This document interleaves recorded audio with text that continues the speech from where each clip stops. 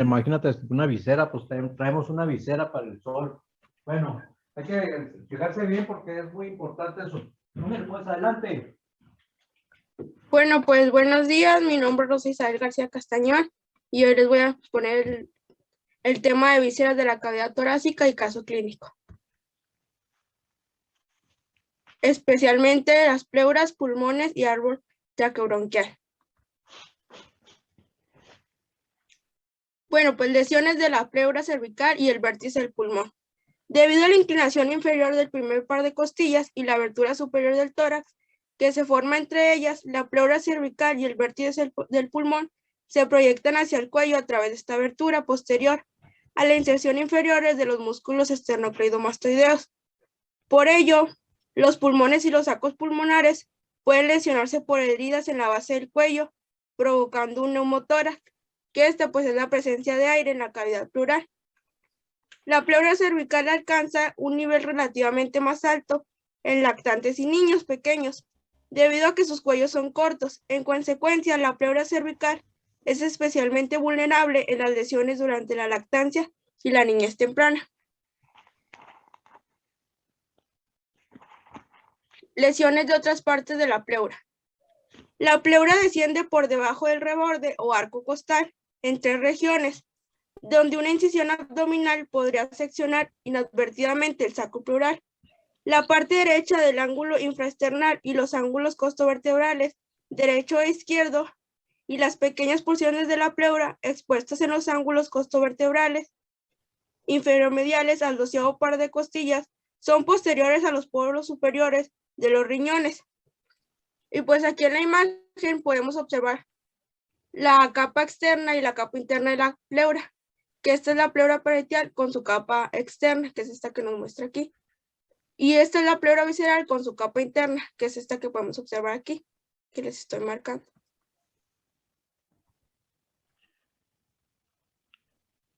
Colapso pulmonar. Los pulmones, en concreto los sacos aéreos, en conjunto forman el pulmón. Estos pueden colapsarse a un globo inflado cuando están distenidos. Si no se mantiene la distensión, su elasticidad intrínseca hará que colapsen. La telectasia secundaria es el colapso del pulmón previamente insuflado, y la telectasia primaria se refiere a la incapacidad del pulmón para inflarse al nacer. Un globo inflado solo se mantendrá distenido mientras la salida de aire está cerrada, ya que sus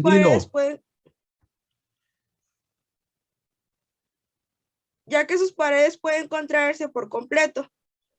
Los pulmones normales siguen distenidos incluso cuando las vías aéreas están abiertas, debido a que la cara externa de los pulmones se adhiere a la cara interna de la pared del tórax.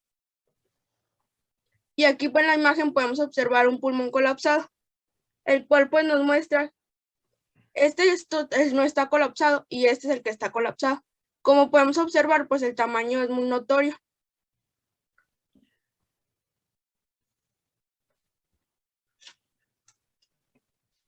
Bueno, pues ahora les voy a hablar sobre neumotórax, hidrotórax y hemotórax. Primero voy a comenzar con el neumotórax. La entrada de aire en la cavidad pleural originada por una herida penetrante de la pleura parietal o por la rotura del pulmón a causa, por ejemplo, de un impacto de bala o por la rotura de una lesión pulmonar en la cavidad pleural, provoca el colapso del pulmón. La costilla fracturada también puede desgarrar la pleura parietal y producir un neumotórax, que es este que tenemos aquí. La imagen que estoy ahorita mostrándoles, este es el pulmón que está expandido y este es el pulmón el cual tiene un neumotórax.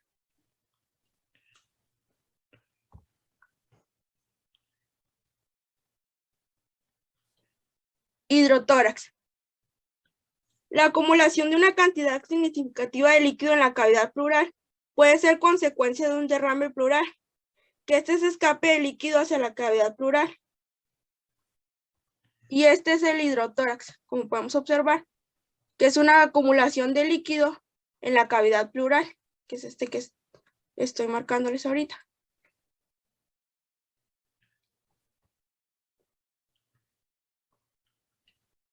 Bueno, pues en una herida de tórax la sangre también puede entrar en la cavidad pleural, que esto es conocido como hemotórax. El hemotórax se produce más a menudo por una lesión de un vaso intercostal importante o torácico interno, o por la laceración del pulmón. Cuando en la cavidad pleural se acumula aire y líquido, esto es conocido como neumotórax. Si el líquido es sangre, en la radiografía se apreciará un nivel hidroaéreo, que esta es una línea nítida, horizontal, independientemente de la posición del paciente, que es este que podemos observar aquí, que es esto de aquí, que es conocido como un hemotórax.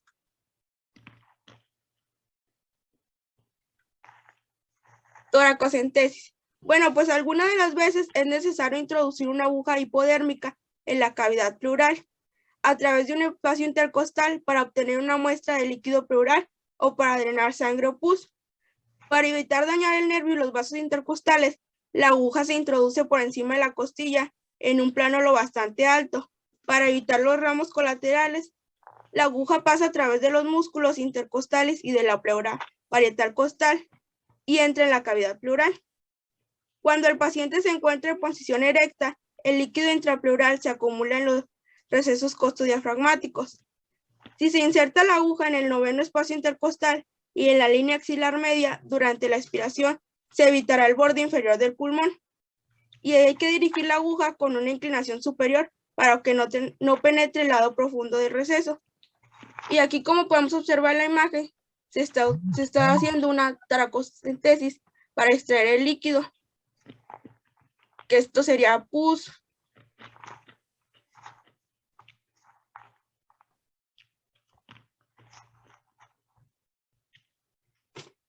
Inserción de una sonda pleural. Los volúmenes importantes de aire, sangre y líquido seroso, pus o cualquier combinación de estas sustancias en la cavidad pleural suelen extraerse insertando una sonda pleural. Se efectúa en concreto la incisión en el quinto o sexto espacio intercostal en la línea axilar media, lo que corresponde aproximadamente al nivel del pezón. La sonda debe dirigirse hacia arriba, hacia la pleura cervical para extraer el aire, o hacia abajo, hacia el receso costodiafragmático para drenar líquidos. El extremo extracorpóreo de la sonda, es decir, el que se encuentra fuera del cuerpo, se conecta a un sistema de drenaje sumergido en agua, a menudo con succión controlada para evitar que se aspire aire. En la cavidad pleural, cuando se elimina el aire, el pulmón colapsado puede volverse a inflarse. Si no se consigue extraer el líquido, puede ocurrir que el pulmón desarrolle una cubierta fibrosa resistente que impide su expansión hasta que se elimine. Y aquí podemos observar que se insertó una sonda pleural para extraer aire o sangre o líquido seroso, que es esta que podemos observar aquí.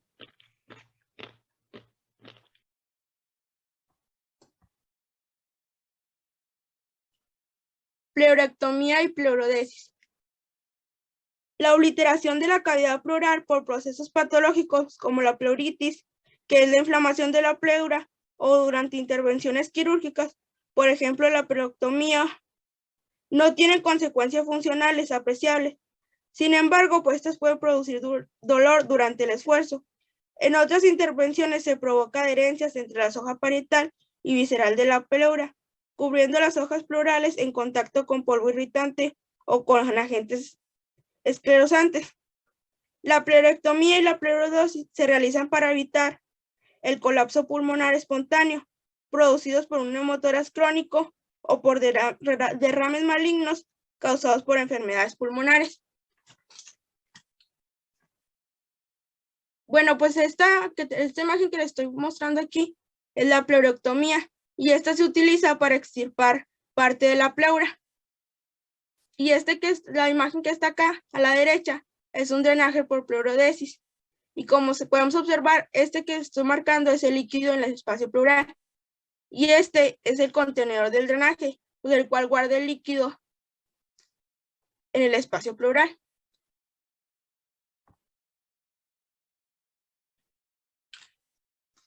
Toracoscopía. La toracoscopía es un procedimiento diagnóstico y en ocasiones terapéutico en el cual se examina la cavidad pleural con un toracoscopio. Se hacen pequeñas incisiones en la cavidad pleural a través de un espacio intercostal. Además de observar, puede obtener biopsias y puede tratarse de algunos trastornos torácicos, por ejemplo, cortar adherencias o extraer placas. Y este que tenemos aquí es un toracoscopio, el cual, pues como ya les mencioné, se utiliza para examinar la cavidad pleural.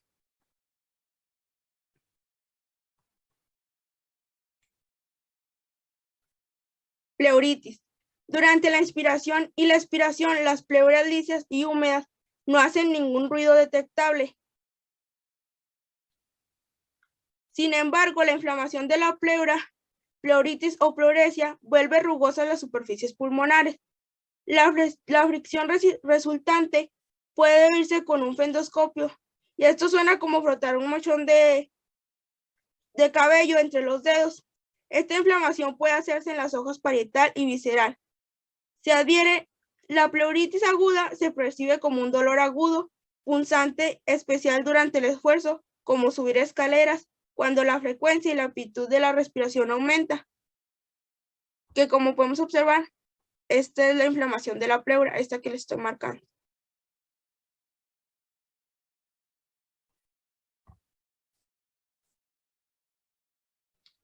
Variación en los lóbulos pulmonares. Debemos de tener presente que puede haber variaciones en la forma de los pulmones.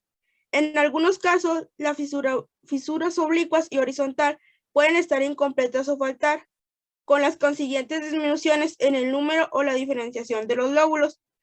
En otras ocasiones, el pulmón puede contar con una fisura adicional que lo divide. Por ejemplo, a veces el pulmón izquierdo posee 3 lóbulos y el derecho solo 2. El lóbulo superior izquierdo puede carecer de língula. El lóbulo accesorio más frecuente es el lóbulo acigos, que aparece en el pulmón derecho alrededor del 1% de los individuos. Este lóbulo accesorio, habitualmente pequeño, aparece por encima del hilo del pulmón derecho, separándolo del resto del pulmón por un profundo surco por el cual discurre el arco de la vena acigos.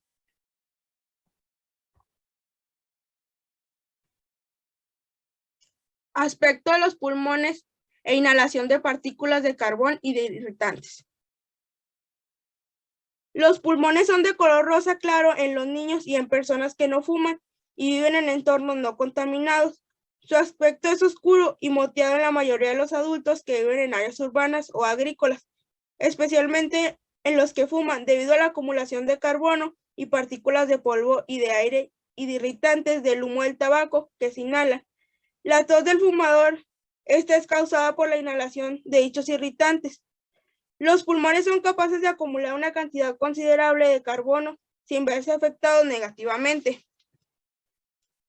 La linfa de los pulmones transporta fagocitos, que son células especializadas con la capacidad de extraer de la superficie donde se produce intercambio gaseoso las partículas de carbono de aire inspirado y depositarlas en el tejido conectivo, que sirve de sostén al pulmón o el nódulos linfáticos que reciben la linfa de los pulmones. Y en esta imagen podemos observar un pulmón, el cual pues está completamente sano.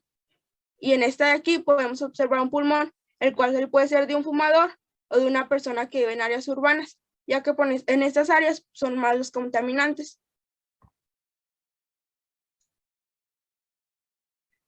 Auscultación y percusión de los pulmones. La auscultación de los pulmones, esto es escuchar sus sonidos con un fendoscopio, y la percusión de los pulmones, que es golpear el tórax por encima de los pulmones con los dedos para detectar sonidos en los pulmones, son técnicas muy importantes que se utilizan en la exploración física. La auscultación evalúa el flujo del aire a través del árbol traqueobronquial en los lóbulos de los pulmones. La percusión ayuda a establecer si los tejidos subyacentes están llenos de aire, que esté ruido claro y llenos de líquido o sonidos. La auscultación y la percusión de los pulmones siempre deben incluir la raíz del cuello, donde se localizan los vértices de los pulmones. Cuando los médicos aluden a la auscultación la base del pulmón, normalmente no se refieren a su cara diafragmática, sino a la parte inferoposterior del lóbulo inferior, que esta que podemos observar aquí, que son estas dos que podemos observar, que esta es la auscultación, las cuales, pues como les dije, son técnicas que se utilizan para la exploración.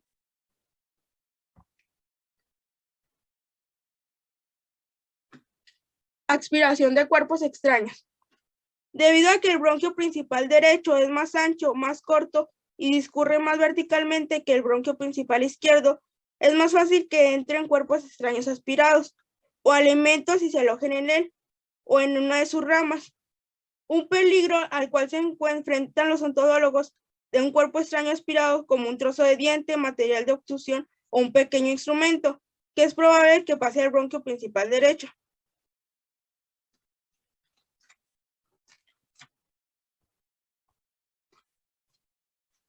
Broncoscopía.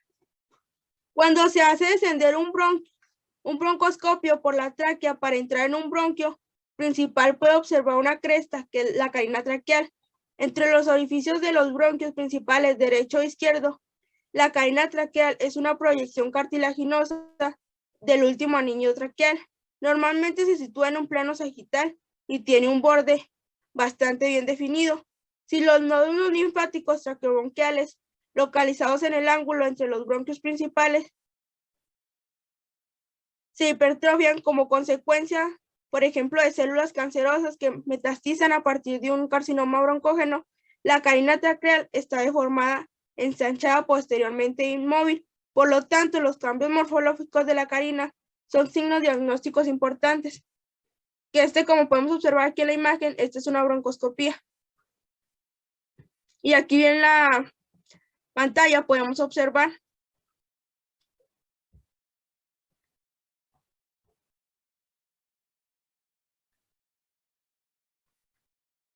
resecciones pulmonares. El conocimiento de los segmentos broncopulmonares es esencial para la interpretación precisa de las imágenes diagnósticas de los pulmones y para la resección o extirpación quirúrgica de los segmentos enfermos. Las enfermedades bronquiales y pulmonares, como tumores o abscesos, se localizan a menudo en un segmento broncopulmonar que puede recaerse quirúrgicamente. Durante el tratamiento del cáncer de pulmón, el cirujano puede extirpar un pulmón entero, que esto es conocido como neumectomía, o un lóbulo, que es conocido como lectomía, o uno o más segmentos broncopulmonares, que esto es conocido como segmentotomía.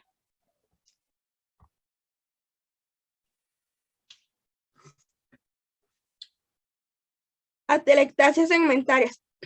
El bloqueo de un bronquio segmentario, por ejemplo, por un objeto aspirado, impide que el aire llegue al segmento broncopulmonar, que depende de él.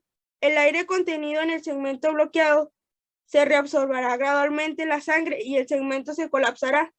El segmento colapsado no requiere un aumento compensado de la cavidad pleural, ya que los segmentos adyacentes se expandirán para compensar el volumen reducido del segmento colapsado, que es esto que podemos observar en la imagen, que es la atelectasia segmentaria.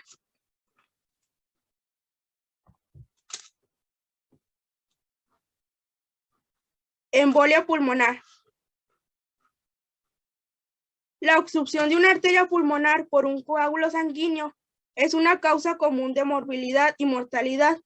Un émbolo en una arteria pulmonar se forma cuando un coágulo sanguíneo, glóbulo de grasa o burbuja de aire viaja por la sangre hacia los pulmones desde la vena del miembro inferior. Por ejemplo, tras una fractura conmitua, el émbolo pasa por el lado derecho del corazón. ¿Una fractura qué, perdón? ¿Mande? ¿Una fractura qué?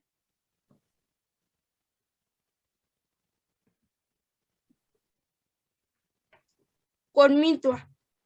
Hijo de su mamá, que no sabe leer, mija, con todo respeto, pues que quieren que no me moleste, pero casi les tengo que enseñar a leer. Léale bien, lea bien.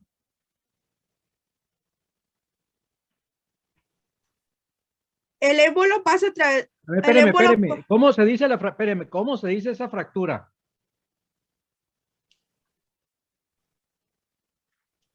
Conminuta. Conminuta, efectivamente. Entonces, ¿por qué no lee bien, mija? Ándele, adelante, hijo. El émbolo pasa por el lado derecho del corazón hacia el pulmón a través de una arteria pulmonar. Puede bloquear una arteria pulmonar, que esto es conocido como embolia pulmonar, o una de sus ramas. La arteria pulmonar transporta toda la sangre que ha vuelto al corazón a través del sistema de las venas cavas Por ello, el resultado inmediato de una émbola pulmonar es la obstrucción parcial o completa del flujo de sangre hacia el pulmón. Cuando un gran émbolo ocluye una arteria pulmonar, la persona sufre una disnea aguda debido a una importante disminución en la oxigenación de la sangre a causa del bloqueo del flujo sanguíneo a través del pulmón. En cambio, el lado derecho del corazón puede sufrir una dilatación aguda, ya que el volumen de la sangre que llega desde el circuito sistemático no puede propulsarse por el circuito pulmonar. La muerte puede sobrevenir en pocos minutos. Un émbolo de tamaño medio puede llegar a bloquear una arteria que irriga un segmento broncopulmonar y producir un infarto pulmonar, un área de tejido pulmonar necrótico.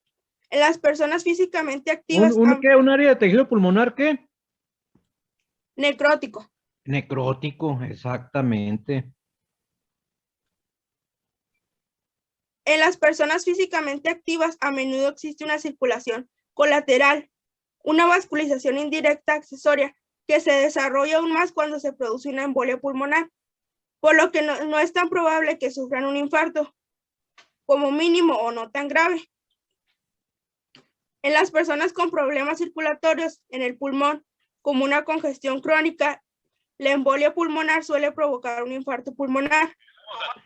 Cuando una zona de pleura visceral también queda sin aporte sanguíneo, se inflama, que es conocido como pleuritis, que lo mencioné anteriormente, irrita la sensibilidad pleural parietal o se fusiona con ella, provocando dolor.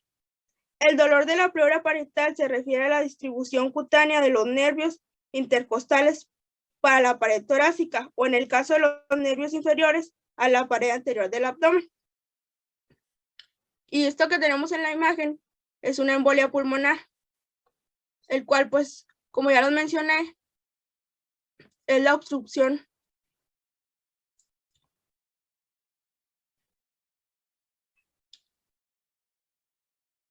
drenaje linfático y adherencias pleurales.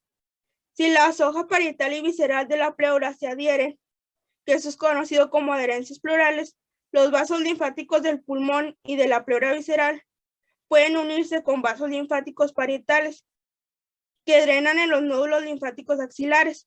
La presencia de partículas de carbono en esos nódulos es un indicio de adherencias pleurales.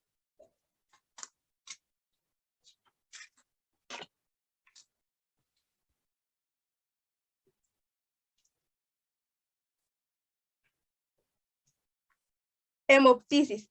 La expulsión de sangre o de esputos procedentes de los pulmones o del árbol bronquial se deben a hemorragias bronquiales o pulmonares. En cerca del 95% de los casos, el sangrado procede de las ramas o de las arterias bronquiales. Los casos más comunes son bronquitis, que esto es inflamación de los bronquios, cáncer de pulmón, neumonía, embolia pulmonar y tuberculosis.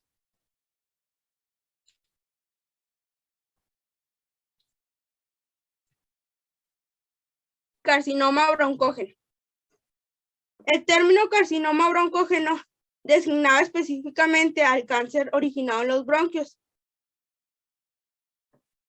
escamoso o de células pequeñas. En la actualidad engloba todos los cánceres pulmonares. El carcinoma de pulmón está causado sobre todo por el humo del tabaco. La mayoría de los cánceres se origina en la mucosa de los bronquios mayores y provoca una tos persistente y productiva. Las células malignas pueden detectarse en el esputo. El tumor principalmente que se ve en la radiografía es como una masa pulmonar en crecimiento.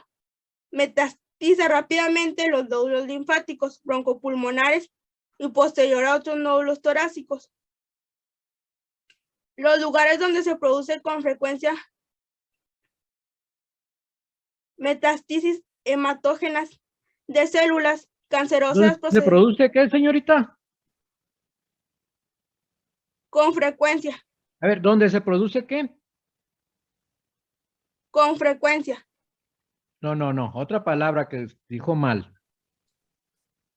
Metástasis. Eso, ¿por qué no la lee bien, mija? Si se le dificulta, practique antes de darle la plática. Por favor, ándele adelante.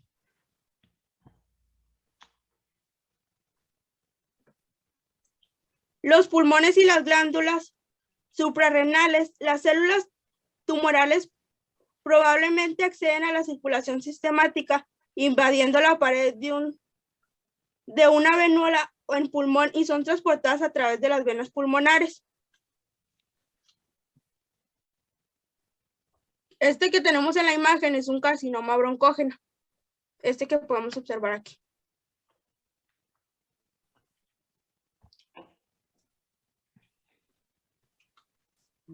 Cáncer de pulmón y nervios mediastínicos. Si un cáncer de pulmón afecta a un nervio frénico, puede producir la parálisis de una mitad del diafragma. Debido a la estrecha relación entre el nervio laríngeo recurrente y el vértice del pulmón, este nervio puede verse implicado en los carcinomas apicables en el pulmón. La implicación suele provocar ronquera debido a la parálisis del pliegue vocal, ya que el nervio laríngeo recurre e inerva todos los músculos laringeos, menos uno.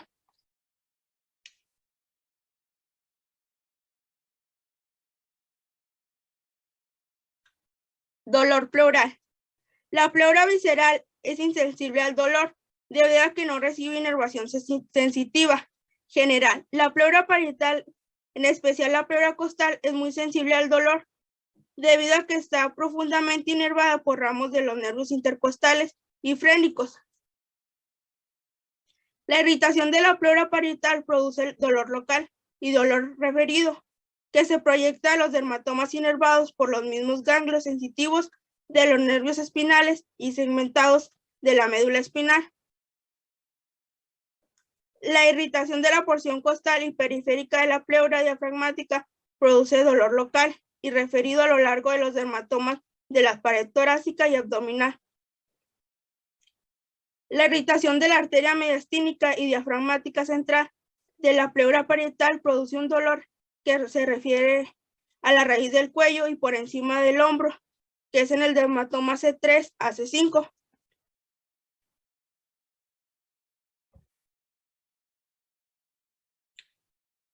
Radiografías de tórax. El estudio radiográfico más frecuente del tórax es la proyección posterior, que obtiene una radiografía que se utiliza fundamentalmente para examinar las estructuras torácicas, respiratorias y cardiovasculares, así como la pared del tórax. El radiólogo o el técnico coloca al paciente con la cara anterior del tórax apoyado en el detector de rayos X o en el cartucho de la película y se rotan los hombros anteriormente para apartar las escápulas de las porciones superiores de los pulmones.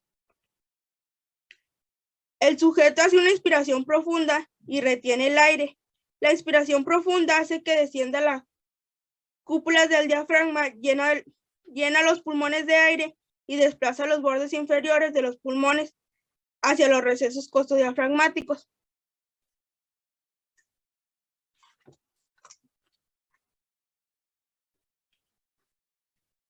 La costilla inferior tiende a quedar oculta por